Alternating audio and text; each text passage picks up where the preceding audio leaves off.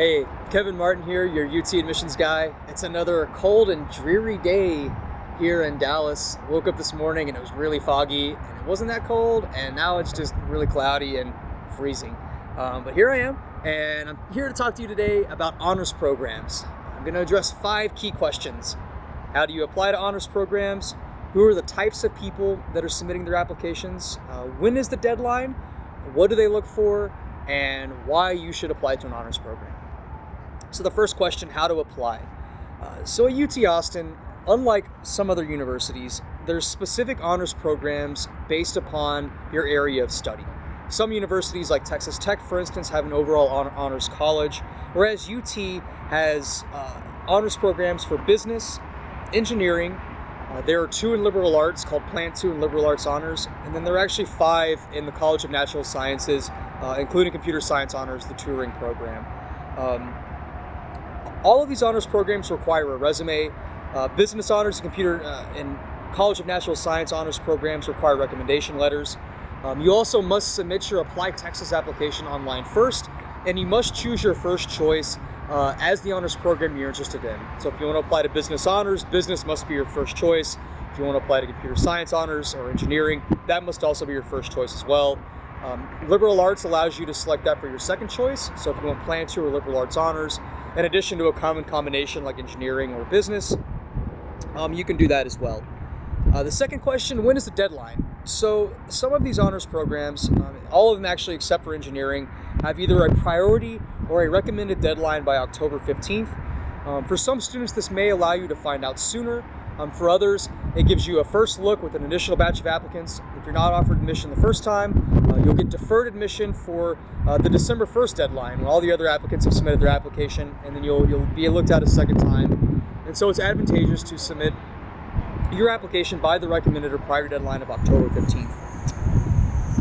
Thirdly, who are the types of students that apply for honors programs? So these are often your high achieving students. Nobody is guaranteed admissions to an honors program. Even if you're in the top 7% or you're number 1 in your class or the 36 on the ACT, you're not guaranteed admission to your honors program of choice. The applicant pools for many of these programs are going to have similar profiles to those applicants who find success in the Ivy League process. For example, I entered into UT Austin as a liberal arts honors student, and many of my friends actually were gaining admission to some Ivy League universities and were some of the top applicants coming out of their high schools. Some of these honors programs like business or engineering have a heavy emphasis on those quantitative factors. So they're going to want to see that you're excelling on the ACT or the SAT math sections, and they're going to want to see that you have a demonstrated and a deep interest above and beyond what it required for regular computer science, for instance. It's also important to note that these are completely separate admissions processes. So the Office of Admissions reviews your application for kind of regular admissions for business or engineering, and then those applications are also passed on and reviewed by completely separate admissions committees for those honors programs. Fourth, what do honors programs look for? So I mentioned the general admissions process. I've talked about that in other videos on my channel, but the honors programs do things a little bit differently. For instance, in business honors, they really place a heavy emphasis on high class rank and high test scores. They really pride themselves on bragging about how the average admin to business honors is in the top 1.8% of their graduating class, and they have an average of a 1450 on the math verbal on the SAT. Whereas Plan 2, for instance, is on the kind of the opposite end of that spectrum. Actually, 60% of Plan 2's process deals with subjective factors, including your required SAC, your second admissions essay, but then also 20% of their process is what they call Plan 2-ness. So they're looking for this subjective criteria of a student who's genuinely passionate, deeply curious or interested in a particular thing, might be a little bit eccentric or doing a number of different activities, and they're just sort of looking for the type of student who does things differently.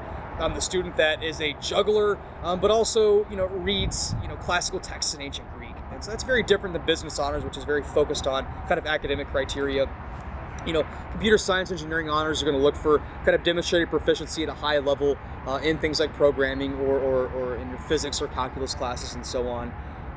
So each program has their own personality, and they're looking to craft applicant pools of kind of different types of enrollees.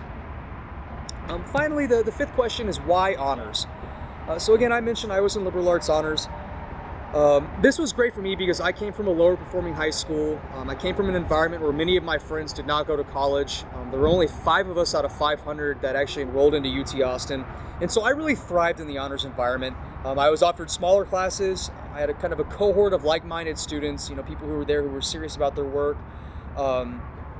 There's also, when you get older, there's kind of honors seats reserved in regular classes, which is also helpful for registration. One thing I really liked was honors housing. There are 3 honors residence halls: Andrews, Blanton, and Carruthers.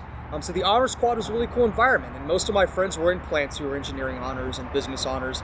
And in college, the friends you made during your first or second year, especially in those residence halls, often carry over as friends for a lifetime. And so even though I travel full time, and I like to see my friends once or twice a year, those guys and girls I've been friends with for over 10 years now, we got our start there at the honors housing. And it's just kind of that student life, that community where you have, sort of this honors Ivy League experience while you still gain the benefits of going to a large university like the University of Texas that has great opportunities for research and study abroad, has awesome sports programs, and is located in the city of Austin. So for me, it was kind of the best of both worlds between going to an academically elite institution while still having the benefits that come with being at a flagship campus. Finally, honors is just one way to succeed. If you don't gain admission into an honors program, don't fret. It's not the end of the world. UT is still a great university. And I always encourage students, hey, if you think you might be interested in an honors program, just apply.